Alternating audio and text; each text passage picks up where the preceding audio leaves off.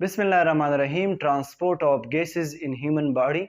Student, human body के अंदर दो गैसेस की ट्रांसपोर्ट होता है, एक होता है कार्बन डाइऑक्साइड और एक होता है ऑक्सीजन। इससे पहले लेक्चर में हमने ट्रांसपोर्ट ऑफ ऑक्सीजन पढ़ा था। आज के इस लेक्चर में हम बात करेंगे ट्रांसपोर्ट ऑफ कार्बन डाइऑक्साइड। तो स्टूडेंट, आपको अपने जहन में याद रखना है कि ये कार्बन डाइऑक्साइड गैस किस प्रोसेस के थ्रू, किस मैकेनिज्म के थ्रू इस सेल्स के अंदर पैदा होता है।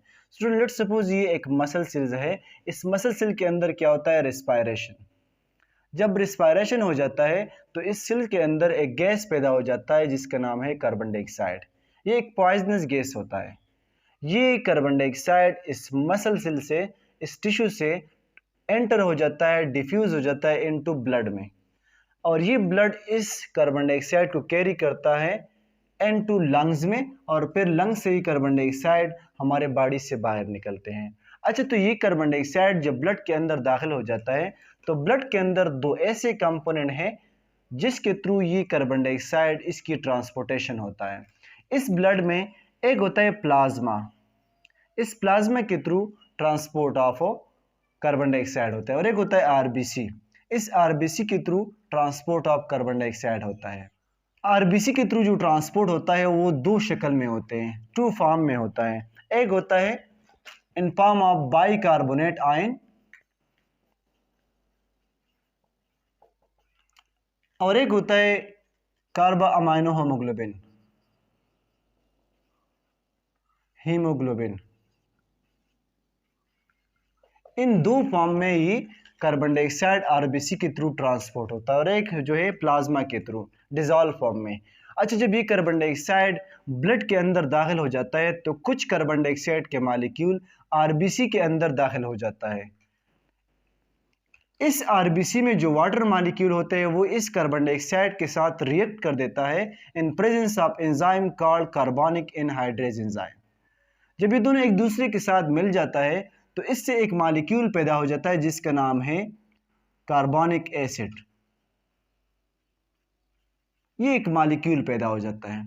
ये कार्बोनिक एसिड अनस्टेबल होता है, ये स्प्लिट हो जाता है टू आयंस में।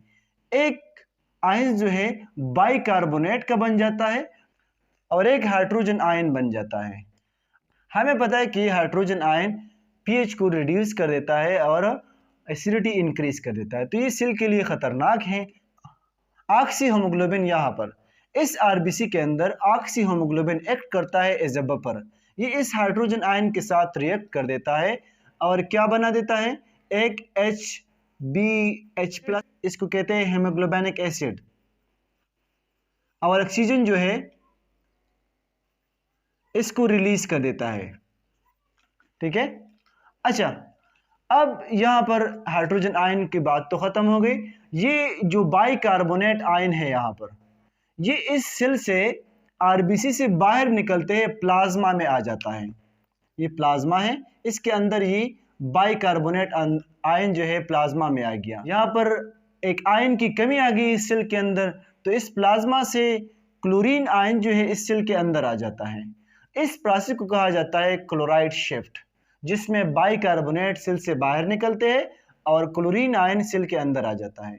ठीक है, तो इसे कहते हैं क्लोराइड शिफ्ट, और इस प्रोटीन का नाम है क्लोरीन बाइकार्बोनेट एक्सचेंजर, AE1 इसका नाम है इस प्रोटीन का।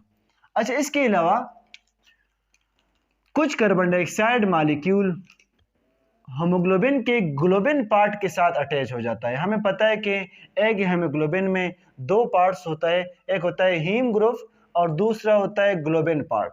तो लेट्स सपोज ये एक हीमोग्लोबिन की ग्लोबिन पार्ट है और इसके साथ अटैच है NH2 एक मॉलिक्यूल है। ये इसके साथ, हमें पता है कि अमीनो एसिड में NH2 ग्रुप होता है और ग्लोबिन पार्ट अमीनो एसिड से बनते हैं।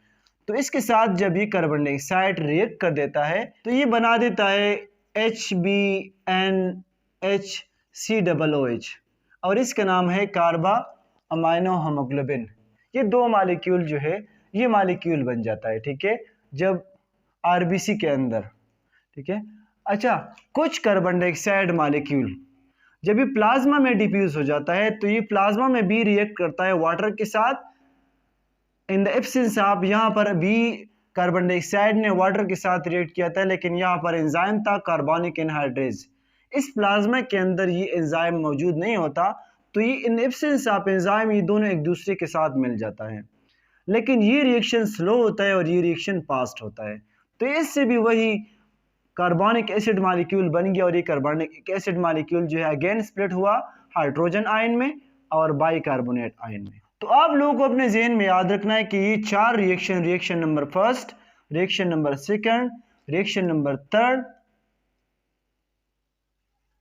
और रिएक्शन नंबर 4, ये 4 रिएक्शन होता है ब्लड के अंदर कार्बन डाइऑक्साइड और मुख्तलिफ मॉलिक्यूल के दरमियान में, ठीक है। और एक होता है एक्सचेंज, जिसमें बाइकार्बोनेट आयन सेल से बाहर निकलते हैं प्लाज्मा के अंदर और क्लोरीन आयन सेल के अंदर आ जाता है। अच्छा, जब ये ब्लड पहुंच जाता है इनटू लंग्स में, तो लंग्स में यहाँ पर ये जो 4 रिएक्शन हुए और ये जो एक्सचेंज हुआ था ये रिवर्स हो जाएंगे। ये सबसे पहले हम बात करेंगे यहाँ पर जो एक्सचेंज हुआ था, बाइकार्बोनेट आयन सेल से बाहर निकल गया था और क्लोरीन आयन सेल के अंदर आ गया था। यहाँ पर ये उलट हो जाएगा, बाइकार्बोनेट आयन दोबारा सेल के अंदर आ जाएगी और क्लोरीन आयन सेल से दोबारा वापस बाहर निकल जाएगी। इसी तरह होमोग्लोबिनिक एसिड ने जो हाइड्रोजन आयन लिया था, ये दोबारा इस हाइड्रोजन आयन को रिलीज करेगी। जब ये हाइड्रोजन आयन रिलीज हो जाता है तो यहाँ पर हमने देखा कि बाइकार्बोनेट भी सेल के अंदर आ गया था, तो ये दोनों दोबारा जो है मिल जाता है और ये क्या बनाएगी, कार्बोनिक एसिड। यहाँ पर जो स्प्लिट हुआ था वहां पर ये दोबारा बन गया, ये कार्बोनिक एसिड अगेन स्प्लिट हो जाता है N2 वाटर मॉलिक्यूल में और कार्बन डाइऑक्साइड में। तो ये कार्बन डाइऑक्साइड डिफ्यूज हो जाता है N2 एल्वेलाई में, एयर सेक्स में। एक कार्बन डाइऑक्साइड यहां से निकल जाता है। दूसरा, मैंने आपको बताया कि कुछ कार्बन डाइऑक्साइड होमोग्लोबिन के साथ, होमोग्लोबिन के ग्लोबिन पार्ट के साथ रिएक्ट कर देता है और क्या बनाता है, कार्बा अमाइनो होमोग्लोबिन मॉलिक्यूल बनाते हैं। और जब ये मॉलिक्यूल हमारे लंग्स में पहुंच जाता है तो ये रिएक्शन रिवर्स हो जाता है। जब ये रिवर्स हो जाता है तो सिंपल बात है, इस कार्बा अमाइनो होमोग्लोबिन से कार्बन डाइऑक्साइड दोबारा जुदा हो जाएगी और ये कार्बन डाइऑक्साइड अगेन हमारे लंग्स में दाखिल हो जाता है। इसी तरह जो रिएक्शन यहाँ पर लास्ट में हुआ था प्लाज्मा के अंदर, तो ये बाइकार्बोनेट और ये हाइड्रोजन आयन दोबारा मिल जाएगी, ये कार्बोनिक एसिड मॉलिक्यूल बनाएगी और कार्बोनिक एसिड स्प्लिट हो जाएगा इनटू वाटर में और कार्बन डाइऑक्साइड में। और कुछ कार्बन डाइऑक्साइड जो है ये प्लाज्मा से डिफ्यूज होगा इनटू लंग्स। ये मिकदार कितना है जो कार्बन डाइऑक्साइड प्लाज्मा के थ्रू ट्रांसपोर्ट होता है, जो कार्बन डाइऑक्साइड आरबीसी में कार्बोनिक एसिड के फॉर्म में ट्रांसपोर्ट होता है इस फॉर्म में, और जो कार्बन डाइऑक्साइड हीमोग्लोबिन मॉलिक्यूल के थ्रू ट्रांसपोर्ट होता है, इसकी मिकदार कितना है। तो मैंने आपको बताया कि इस बाइकार्बोनेट आयन की शक्ल में तकरीबन 70% ट्रांसपोर्ट इसके थ्रू होता है। कार्बा अमाइनो हीमोग्लोबिन की शक्ल में तकरीबन 23% इसके थ्रू होता है। और प्लाज्मा के थ्रू, इसके थ्रू जो ट्रांसपोर्ट होता है थ्रू प्लाज्मा, वो डिजॉल्व फॉर्म में जो ट्रांसपोर्ट होता है वो तकरीबन 7% ट्रांसपोर्ट जो है प्लाज्मा के थ्रू होता है। तो इस 3 तरीकों से ये कार्बन डाइऑक्साइड ब्लड के थ्रू ट्रांसपोर्ट होता है इनटू लंग्स में। जब ये कार्बन डाइऑक्साइड हमारे लंग्स में दाखिल हो जाता है तो हम जब सांस एक्सहेलेशन करते हैं, सांस को बाहर निकालते हैं, तो उसी दौरान ये कार्बन डाइऑक्साइड हमारे लंग्स से